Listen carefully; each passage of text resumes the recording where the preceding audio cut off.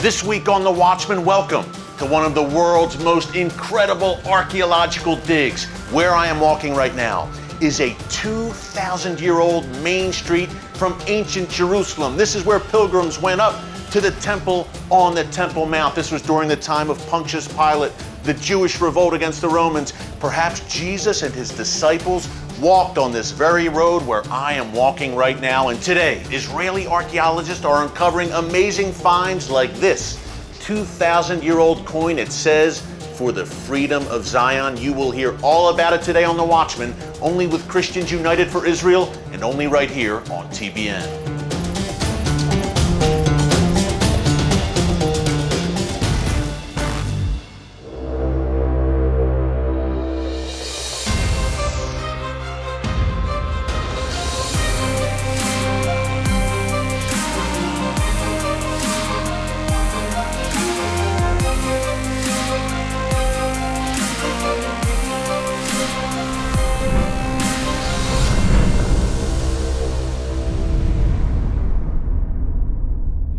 And welcome to The Watchman from Jerusalem. If you watch this show each week, you know that one of my very favorite places in all of Israel is the city of David, ancient Jerusalem.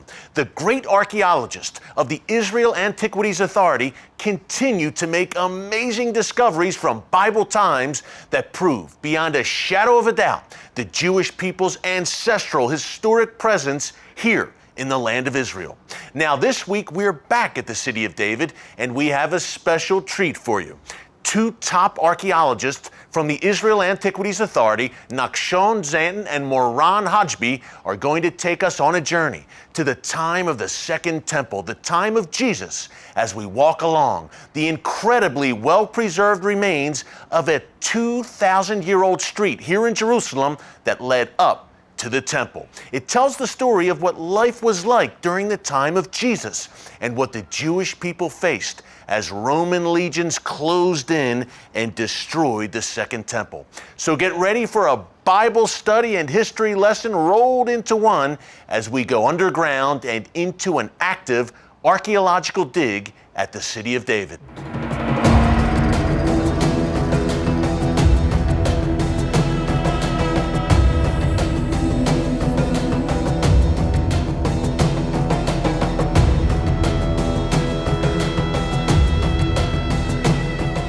Well, Nachshon, this is one of the most exciting segments we have ever done here on the Watchman Show, without a doubt. Where we are walking right now is not just any road. Tell us about the road we are walking down right now, why it is so significant. Well, it's a monumental staircase from the Second Temple period, 2,000 years ago. Wow. You can see it preserved so well. It is so well preserved. When we first walked in, Nachshon, I couldn't believe it. You said, "This is the road." The original. I said, "This is the original. This is 2,000 years old." Now, why is it so well preserved? It's covered by a destruction layer of 70 CE. From when the Romans destroyed the temple. Right. In this destruction layer, we have coins from year 2 and 3 of the rebellion. The Jewish rebellion against the Romans. That's right. Right. Here you have also another cover stone of the drainage channel here. Wow. You can see. The rebellion also used this place to hiding from the Roman legions. And next to this area... So rebels hid in this, where we're looking right now. Rebels, Jewish rebels, actually hid down there in the drainage channel. Right. Eli Shukron and Ronnie Reich excavated this channel. Two great archaeologists, of course. Yes. Found inside of it Gladys, sword of the legion. Inside this drainage channel. So Roman swords. Right. So basically, Nachshon, Jewish rebels were making their last stand down there in the drainage channel. The Romans went down to finish the job, I guess you would say. Yes, to finish the job. People are probably wondering what these bags are. Tell us what's in the bags. All the dirt from the excavation. We need to take it out to the sifting project. Exactly. As you can see, the locust, the basket. Mm-hmm. Okay. And they're sifting through this, Nachshon, and they're finding. Tell us what they're finding. Okay. If you are taking it down and sift it, maybe you can find pottery shards. If you are lucky, you find coins, glass shards. From 2,000 years ago. Of course. course. Unbelievable. And every day, and by the way, folks, these bags are going non-stop all day with find after find, and your team and the Israel Antiquities Authority, you're going through this and you're just making these amazing finds non-stop. Yes, 5 years now. Now, this was also obviously in use during the time of Jesus. It's a good bet that Jesus and his disciples walked this road on their way up to the temple. Maybe.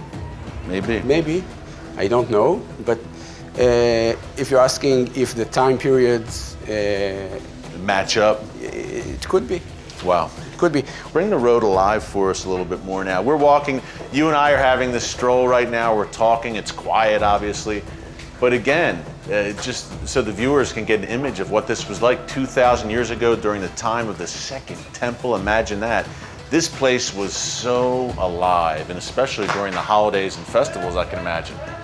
Yes, imagine in the festivals, thousands of peoples, children, women coming here. It's very crowded because magnificent buildings standing in this side of the road. Beautiful shops on either side, private residences, as you said. Right. And imagine their feeling, not my feeling, their feeling, coming to Jerusalem, long distance, long journey, and every step they made in this road, every step taking them more closely to the Temple Mount. And Nachshon, key point there. Two things real quick. Number one, this wasn't just residents of Jerusalem who used this road. Pilgrims from all over Israel came here for a pilgrimage to the Temple Mount. And as you said, the anticipation of walking up this road, up and up, you're ascending up to the Temple Mount. Tell our viewers why that was so special.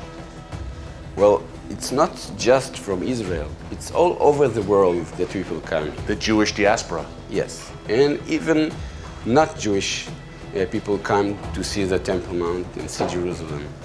It was the focal point of the community of the Jewish people in Israel and outside of Israel. But it was a really special city in the Roman period. Yeah, Jerusalem and the temple was such a magnificent structure, of course. But we're just getting started here, Nachshon. Great start here, but where are we going next?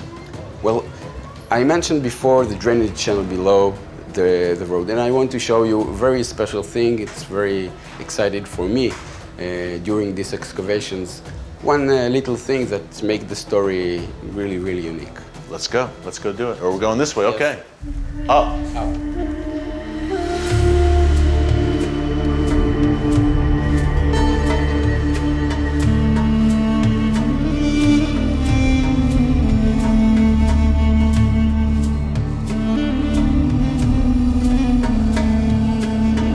Literally everywhere you look here, there's something. And right here, also, we look down that manhole, now we're looking up at it. Right, we mentioned the cover stone of the manhole going down to the drainage channel that we're standing now.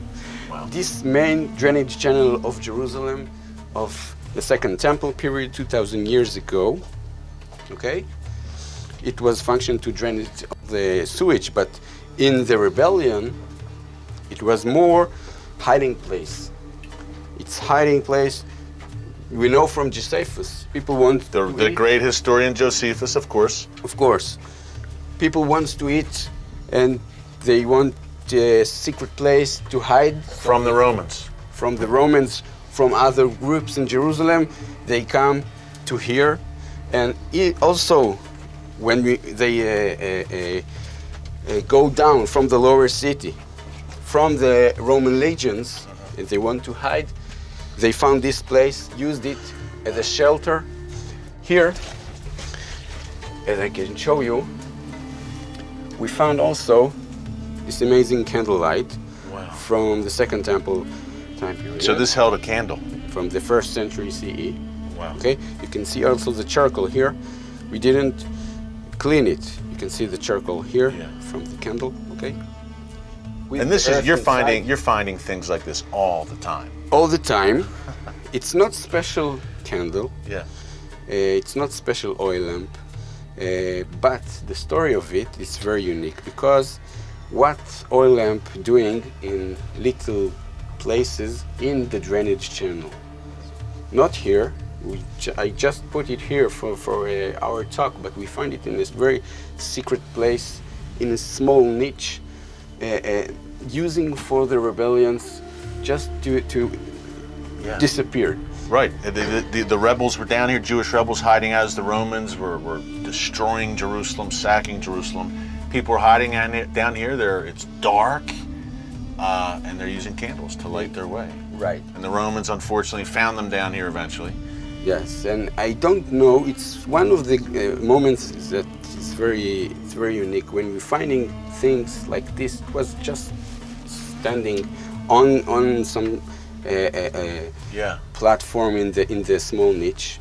Wow. And I saw it, and it was covered with mud, and we take it out, and I thought that maybe, I don't know for sure, but maybe some rebellion stood there 2,000 years ago, hearing the Roman legions came, covered it, put it down, covered it, and tried to walk away. Yeah. So it's a very simple thing, but the story behind it, this little piece, there's such a story behind it. Coming up, more from the incredible excavation of the Pilgrimage Road at the City of David.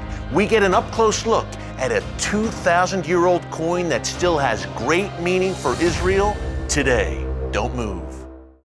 Israel faces growing threats on all sides. Hezbollah, ISIS, Iran, and Hamas never cease their attacks. But God has raised Kufi up at this moment in history to stand between Israel and those who seek to destroy the Jewish state. Israel's enemies are on the move. As dark clouds gather on the horizon, tell the world you proudly stand with Israel. Be a courageous voice for biblical unity and moral clarity when you join Christians United for Israel. Show your love for the people of Zion with this beautiful symbol of unending support for Israel. Wear the pin and join Kufi, a movement of over 3.5 million defenders of Israel.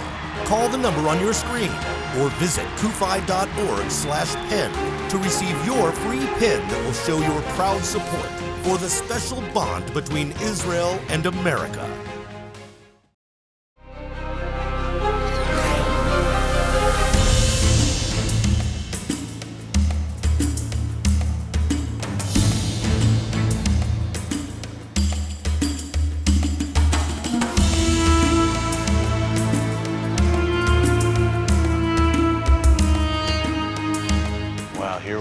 This is the latest of the excavations. This is hot off the presses, Meron, as you said. Yeah. Wow.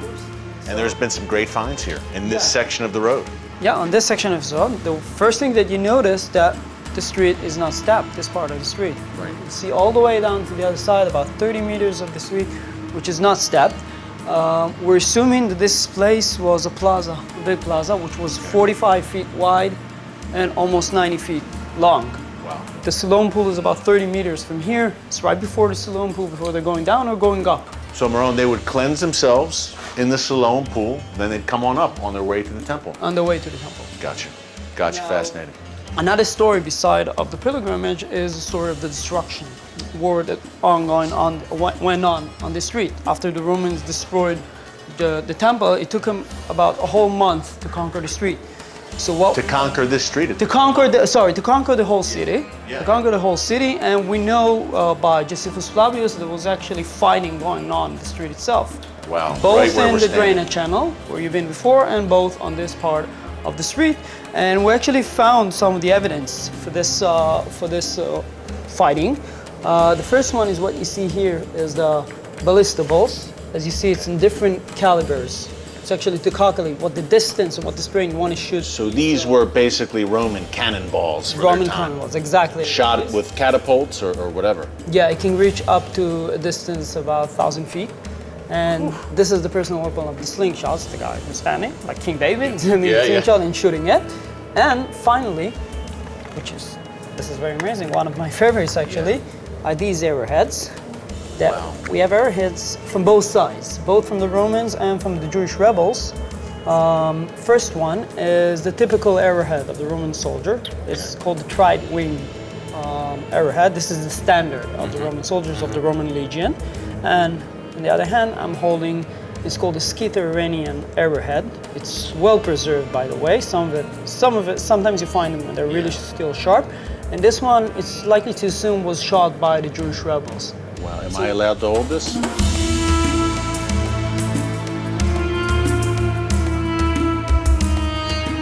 Something else that I want to show you is, beside of these weapons, Nashon told you about the sifting. So in the sifting, we find a lot of coins, lots of coins, but sometimes we even find them in situ, in the site itself.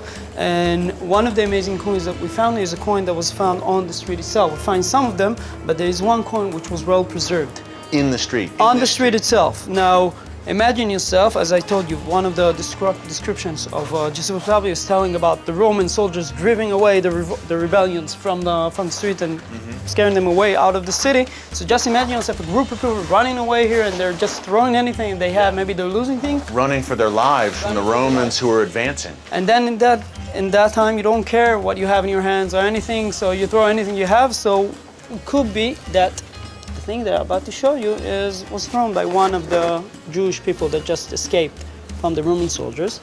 This thing. Now this green little piece isn't actually a coin. It's a coin. It's a coin. This round green corroded artifact. But as you see, this one is corroded. So I have a sample here. Still preserved. This 2,000-year-old coin. And I have a sample of a same coin. Now this coin has a very great meaning because one of the things that you do in the moment you're starting a revolt, you stop paying taxes and you're minting your own coins, showing your independence. That's right. So this coin, we'll put it here with that, this coin has few remarks in it. First, the same coin, same exact coin. First, it says the second year of the revolt, Shnat Shtayim in Hebrew. And the revolt, so people know, 66 AD or CE to 70 AD. Exactly. About so 4 years long. 4 years long. So Temple was destroyed in 70. In 70, yes. Yeah. So the most common coins are the second year coins that we find here. Okay. It says Shnat Shtayim in Hebrew, the second year, which means the year of 67, 3 years before the destruction. People still held this coin during the year of 70. And in the other side, you have the propaganda. The goal of the revolt itself, which says Chirut Zion in Hebrew, which is the freedom of Zion. For the freedom of Zion. Yeah. That was the goal of the revolt, to free themselves of the yoke of the Romans, the oppression of the Romans. Yes, exactly. So they minted their own coins. They said, hey, we're not going to use Roman currency anymore. We're going to use our own coin. Our own coins. Yeah, so this is the exact one. Our general plan eventually, because this coin is well preserved, if you don't mind. Of course, the purpose that we left it here is that we want to clean it right here on the side, put a magnifying glass so in the future people that will walk up the street. I was going to ask you, so you guys are going to leave it here? We're going to leave it here. We found other coins around it, but this one specifically, because it's well preserved, we're going to leave it right here with a magnifying glass, and people can just later, when tourists will come here, they'll be able to see the coin and hear the story of the revolt. Thanks again to our good friends at the City of David and the Israel Antiquities Authority for giving us an incredible tour of one of the most exciting archaeological discoveries to take place here in Jerusalem. We encourage you to visit the City of David the next time you're here in Israel, and also check out the great work that the Israel Antiquities Authority is doing at biblical sites throughout the land of Israel. Folks, when you combine the Bible with rock-solid archaeological scientific proof, you have an unbeatable combination. Well, coming up after the break, we're going to continue to talk some true history here on The Watchman. What was it like for a Jewish man to escape from Iran during the Iranian Revolution? Hear one man's harrowing story after the break. With over 3.5 million members, Christians United for Israel is the largest pro-Israel organization in America. And for Zion's sake, we will not remain silent. We won't stand for the lies and political attacks that threaten Israel's safety and the future of the Jewish people in their God-given homeland. We want you to join us in this sacred movement. The Jewish people are not alone. Christians United for Israel, I want to thank you for standing up for Israel. I want to thank you for standing up and being counted. May God bless you all. Thank you. Israel needs you to take a stand. Join Christians United for Israel. Make your voice heard and be remembered as a defender of Israel, the apple of God's eye.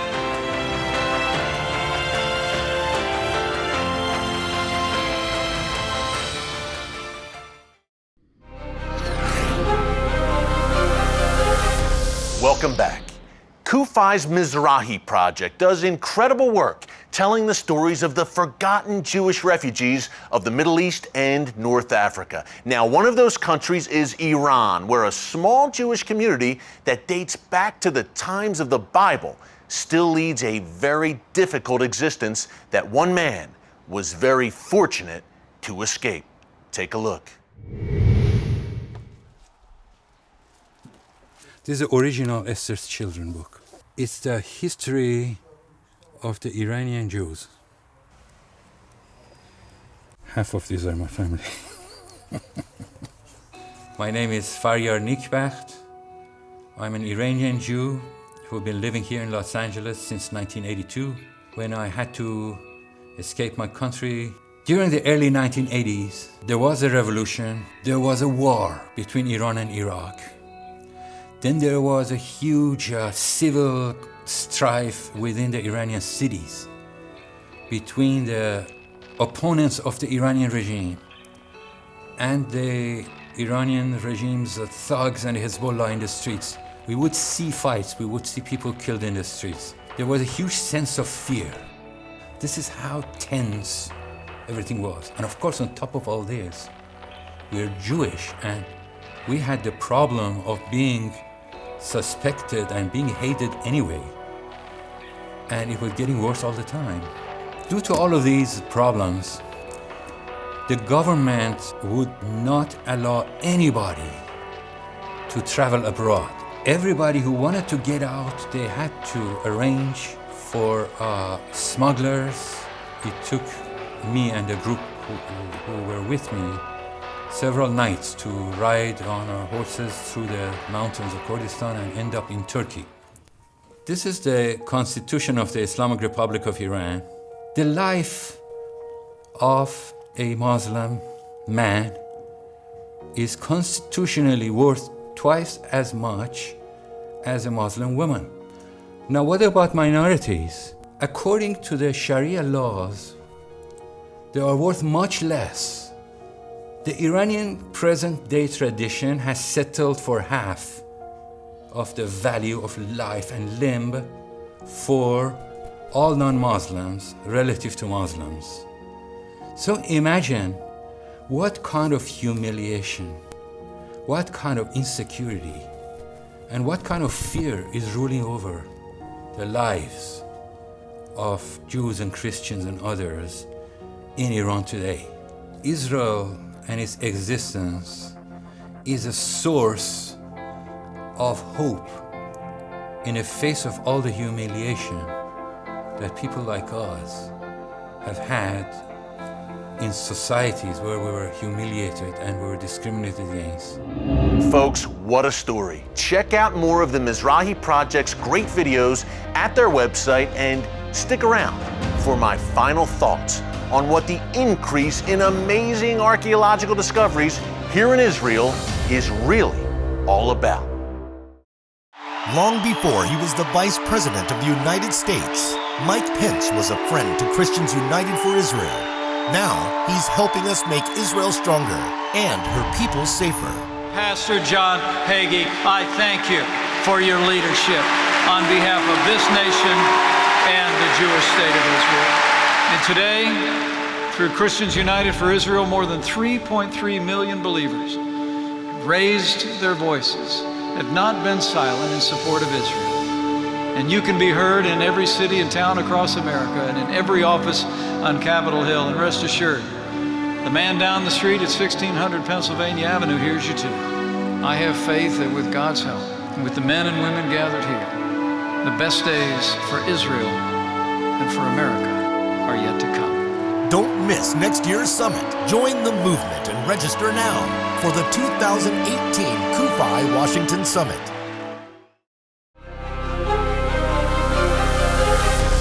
Welcome back to Jerusalem. Did you realize that some of the most significant archaeological finds in Israel's modern history are happening today in real time? Day after day, we're seeing incredible excavations at places like the City of David and elsewhere here in Israel that have the world buzzing. Ancient mosaic tiles, clay seals, silver scrolls, ancient roads, coins, and that is just scratching the surface. The discoveries are coming at such a rapid rate that it's really tough to keep up. And folks, I see God's hand all over it. We live in a time, after all, where the UN's cultural arm, UNESCO, denies the Jewish claim here in Jerusalem and on the Temple Mount, where Solomon and Herod's temples once stood. These same anti-Israel forces claim that Jesus was not Jewish, but Palestinian. The more these ridiculous claims against Israel increase, the more Israeli archaeologists are making finds that completely discredit the lies. Why is this happening? Because the God of Israel is a God of truth. And I have a pretty good feeling that he doesn't take kindly to his people and his land being targeted so falsely and unfairly. Jesus said that all that is secret will eventually be brought into the open, and everything that is concealed will be brought to light and made known to all. That's exactly what's happening every day at places like the City of David here in Israel, and we encourage you to join our team at Christians United for Israel so we can continue to bring you these frontline reports on the miraculous things that God is doing right here in his land every day. Well, thanks for joining us this week on The Watchman from Jerusalem. Until next time, God bless you. And remember, never hold your peace.